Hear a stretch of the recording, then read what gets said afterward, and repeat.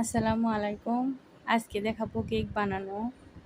প্রথমে ব্লেন্ডারের বাটিতে 2টা ডিম, 1 চিমটি লবণ, স্বাদমতো চিনি আর 1 কাপ তেল দিয়ে ব্লেন্ড করে নিব।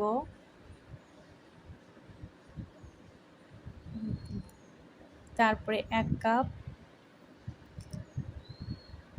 ময়দা দিব,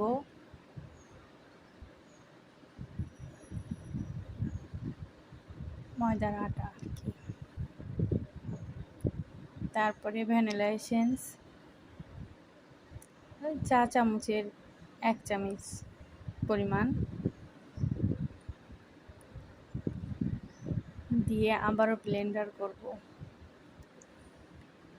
এখানে যদি শক্ত মনে হয় বা নরম হয়নি, সেক্ষেত্রে একটু দুধ অ্যাড করে নরম করতে পারেন। এটা আমার স্কিপ হয়ে গেছে, আমি ওটা ডিলিট হয়ে গেছে। এটা বাটিতে একটু তেল দিয়ে ব্রাশ দিয়ে ছড়াই নিয়ে উপরে একটা কাগজ দেবেন, পেপার যেরকমই হোক। আমার কাছে ছিল না, এটাই ছিল, এটাই দিয়েছি।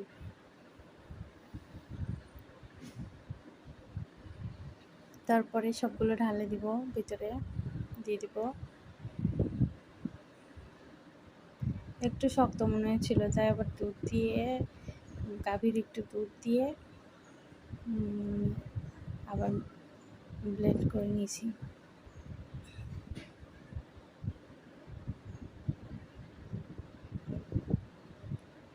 এখন বাটিতে ঢেলে দিব।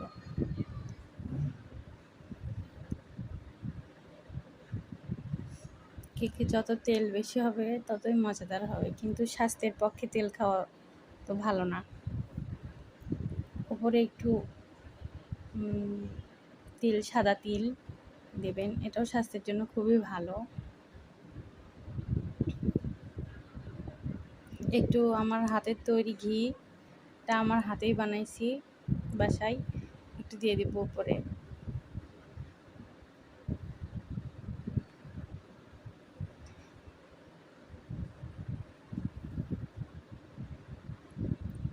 কেকটা হয়ে গেছে, অনেক নরম হয়েছিল, খেতে অনেক মজাদার হয়েছে।